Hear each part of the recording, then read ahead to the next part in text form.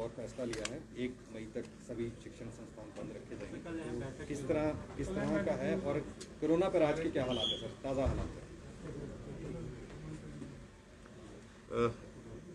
वैसे तो आज भी हमारी मीटिंग हुई और कल भी मीटिंग हुई है और हमने पिछले कल कुछ एक रिस्ट्रिक्शंस पर जो जानकारी दी वो तो आप तक उपलब्ध हो गई है। एक तो स्कूल कॉलेजेस के जो हमने अभी तक जो है बंद करने का जो निर्णय लिया था उसको एक्सटेंड किया गया है अभी 1 तक। 1 तारीख को हमने कहा, पहले ही कहा हुआ, उसको रिव्यू करेंगे, उसके बाद अगला निर्णय हम लेंगे।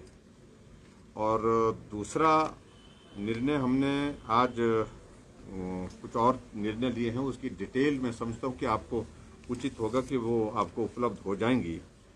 उसमें प्रमुख रूप से एक तो शादियों पर अब सिर्फ 50 ही लोग, 50 से ज़्यादा लोग अब किसी सूरत शादी अंदर हो हॉल के चाहे बाहर हो, इस बात को सुनिश्चित किया है क्योंकि मामलों में बहुत तेज़ी से जो है वो इंक्रीज देखी हमने पिछले दिनों।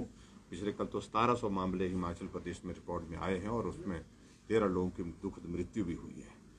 और उसके बाद सोशल गैदरिंग्स पर भी हमने बिल्कुल अब रिस्ट्रिक्शन लगा दी फिलहाल, और 1 तारीख तक उसके बाद उसको रिव्यू करेंगे। उसमें भी 50 की ही संख्या रहेगी, फ्यूनरल पे वही संख्या रहेगी। और उसके बाद एक और निर्णय हमने जो आज लिया है वो निर्णय ये लिया है कि जितने हमारे वर्किंग डेज होते हैं इसमें, उसमें सैटरडे संडे जो है वो हमारे वर्किंग डे नहीं होंगे, बंद होगा। सैटरडे और संडे को बंद रहेगा हमारा कामकाज। सारे सरकारी ऑफिस में जो अटेंडेंस विद 50% ये भी हमने तय किया। ट्रांसपोर्ट सेक्टर में जो है पब्लिक ट्रांसपोर्ट भी 50% के साथ चलेगी।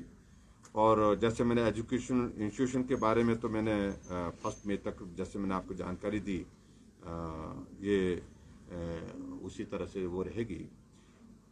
और इसके बाद जो रिलीजियस गैदरिंग्स हैं, जो पर्टिकुलरली खास तौर से जो हमारे मंदिर वगैरह में अभी तक उसको नवरात्रों तक हमने उसको जारी रखा है। और उसके बाद सिर्फ दर्शन।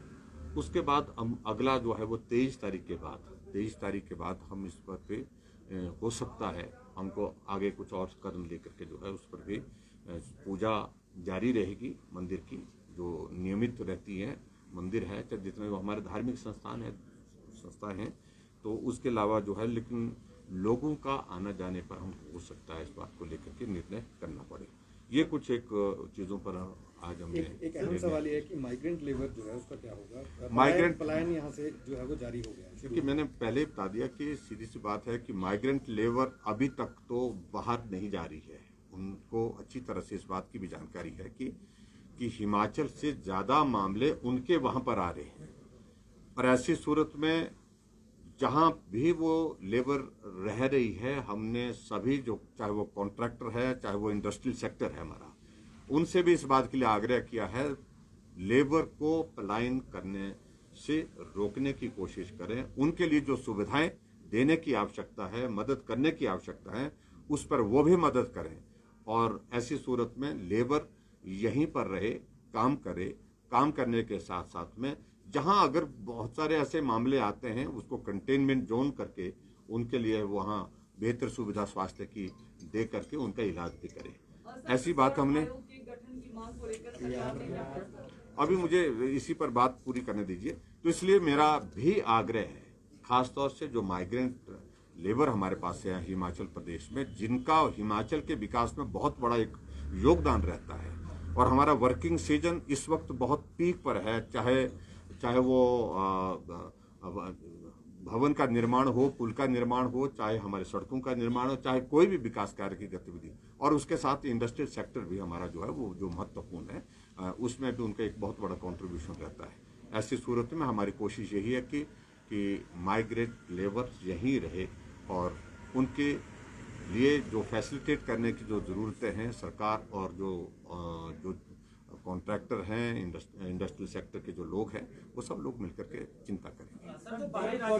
रैलीज और जनमंच वगैरह के जो कार्यक्रम हैं फिलहाल स्थगित कर दिया हम सब कुछ। हमने रैलीज बिल्कुल स्थगित है, छोटी मीटिंग्स सिर्फ 50 की उपस्थिति के साथ मीटिंग करने के लिए जाना। स्क्रीनिंग होगी उसकी, जो बाहर से आ रहे हैं या पर्यटक आ रहे हैं, बॉर्डर एरियाज पे किस तरह से चेक करेंगे सर? स्क्रीनिंग को लेकर भी कुछ ऐसा? देखिए बॉर्डर एरिया पे स्क्रीनिंग, एक तो बॉर्डर एरिया से लोगों का आना जाना बहुत कम ऐसे ही हो गया है, टूरिस्ट बहुत कम आ रहा है, ना के बराबर आ रहा है, एक बात ये मैं बड़ा स्पष्ट कर दूं। दूसरा, उसके बावजूद जो बॉर्डर एरिया से जो हिमाचल प्रदेश में जो प्रवेश हो रहे हैं, फिलहाल हमने उनके ऊपर रिस्ट्रिक्शन तो नहीं लगाई है, लेकिन इतना जरूर है हम इस बात को लेकर के अब आगे बढ़ रहे हैं उस दिशा में कि जो बाहर से ऐसी जगह से जहां संक्रमण बहुत ज्यादा फैला है, उन स्थानों से जो आ रहे हैं लोग, वो सेल्फ जो है वो क्वारंटाइन करें, होम क्वारंटाइन करें। लेकिन सरकार कैसे चेक करेगी सर? देखिए उसमें सरकार, देखिए आदमी की जिम्मेवारी समाज की जिम्मेवारी नहीं है क्या? समाज को देखिए इतना बड़ा संकट दुनिया के सामने, देश के सामने, प्रदेश के सामने है, समाज की जिम्मेवारी आखिरकार कहीं तो फिक्स करनी पड़ेगी। ये हमने पिछली बार भी किया है हिमाचल प्रदेश में, हमने बाहर से जो लोग आए उन्हें होम क्वारंटाइन किया है, और अब तो 10 दिन 15 दिन तक होम क्वारंटाइन किया है। और अभी भी मैं आग्रह करूंगा, निवेदन करूंगा, जो बाहर से लोग आ रहे हैं ऐसे, खास तौर से ऐसे संक्रमण, या तो वो टेस्ट करवाएं या फिर वो टेस्ट नहीं करवाना चाहें तो फिर उसके बाद वो होम क्वारंटीन करें, ताकि संक्रमण को हम रोक सकें। स्टेट्स में जो है वो कर्फ्यू और वीकेंड लॉकडाउन कर दिया गया है, क्या आने वाले समय में हिमाचल में भी इस तरह का हो सकता है? देखिए उसमें मैंने कहा कि समय पर अभी तक तो फिलहाल हमने यहाँ तक निर्णय लिए हैं, उसके बाद आगे की बातें जो होंगी वो करेंगे। बसें फाइनल कर दी गई हैं, कब तक जो है शादियां, ब्याह और पॉलिटिकल आयोजन हो गए, या जो बसों की बंदिशें कब तक रहेगी? अभी तो हमने कहा कि 1 तारीख को रिव्यू करेंगे, एक मई तक तो हमने सर, क्या बसें जो है वो इंटरस्टेट मूवमेंट उसकी चलती रहेगी? नहीं चलती रहेगी, जी। देखिए अभी आज उन्होंने अपना पक्ष रखा है, उन्होंने अपनी बात रखी है, हमने उनके साथ कहा कि हम इस सारे एस्पेक्ट जो आपने प्रस्ताव रखा है हमारे सामने, इसको एग्जामिन कर लेंगे, इस पर चर्चा कर लेंगे, बातचीत कर लेंगे, इसका लीगल एस्पेक्ट भी देखेंगे, इसकी इम्प्लीकेशंस क्या है, उन सारी बातों पर चर्चा करने के बाद उसके बाद 3 महीने के अंदर हम कोशिश करेंगे, उनके साथ बैठेंगे, बैठ करके क्या रास्ता निकलता है उसके बाद फिर आगे बात करेंगे। सर, दिव्यांग को एक्सेप्ट कर दिया गया है कई स्टेट्स ने ड्यूटीज के लिए, हिमाचल में क्या रहेगी व्यवस्था? नहीं, हिमाचल प्रदेश में भी जो हमने 50% के साथ जो हमने पहले बात कही है, उसमें जो है हमारे जो हैंडीकैप्ड हैं जो लोग हैं, उनको वो भी जो है वो 1 तारीख तक वो इस पे रहेंगे।